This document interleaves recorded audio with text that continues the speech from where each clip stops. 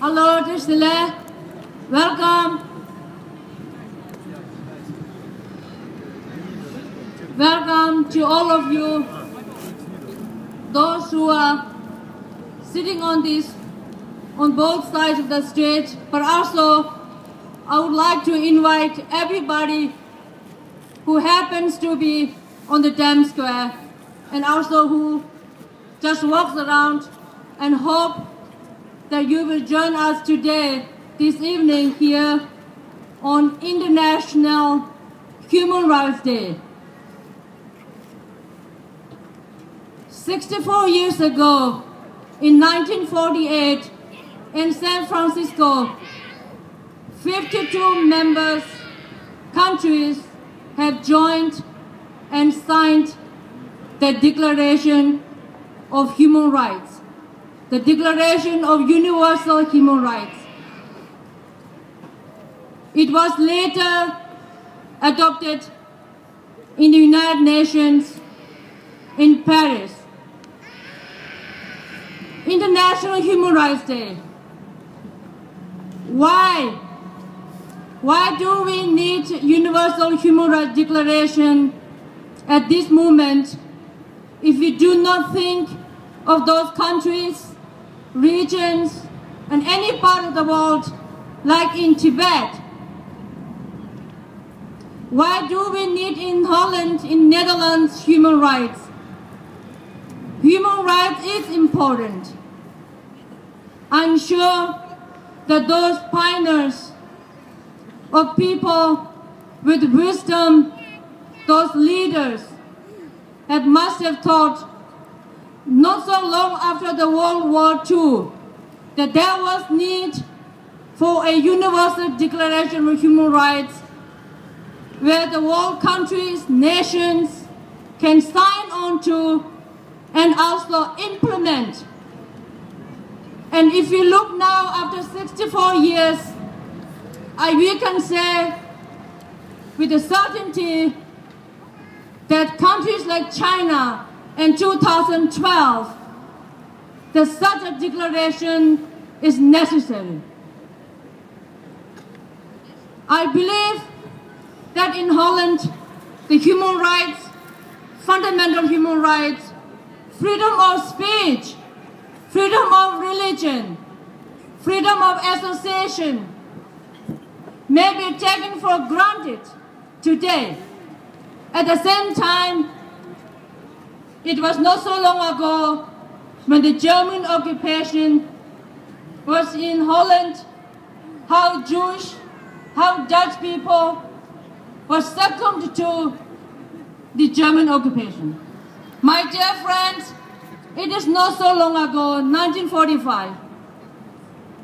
Yet we are sitting here with a group of Tibetans who are doing exactly what in 64 years ago those nation leaders got together, and today we are here to say that the China, who is one of the members of the United Nations, in 1948, 55 countries.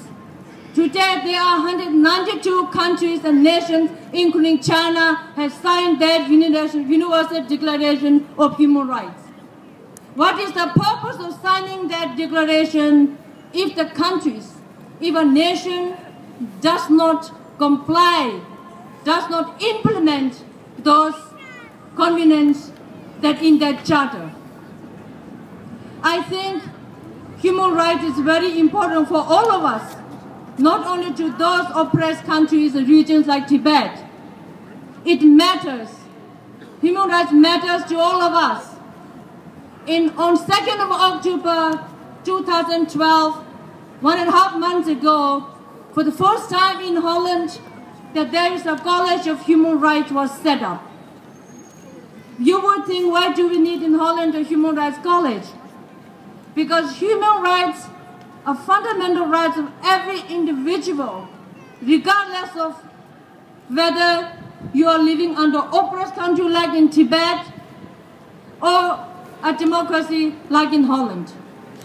Therefore, I would like to say here, let us celebrate the signing of that convention, of which, although difficult, although countries like China does not seem to care about the convention they signed, they promised to live up to, at the same time, I think this Convention of UN, Universal Declaration, is the charter, is the document that helps us, even today, to scrutinize China.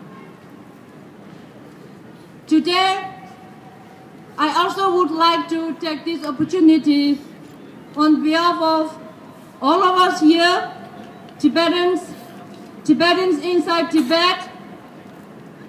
As you may know, this year, 2012, the Nobel Peace Prize goes to European Union. It is very important, of course. While European Union was awarded this very prestigious, important peace prize for its contribution, recognition of its promotion of peace, conflict resolution, and conflict prevention. So we would like to congratulate European Union on this very important day. Yes, 23 years ago, His Holiness Dalai Lama was also awarded Nobel Peace Prize for his efforts to non-violent struggle that he led, that he continues to lead for his people. 23 years ago. Today, His Holiness is still waiting to realize the realization of his vision of a free Tibet, a peace and security for his people. He's still waiting. Today, if the Nobel Peace Prize Committee awards the EU for its role to prevent conflict resolution, then I would say that today we can ask the European Union that this award brings also responsibility. It also gives an authority for EU to do more. A month ago, the European Union's very new representative, High Representative for Human Rights, agreed, Mr. Stavros Lambrinidis,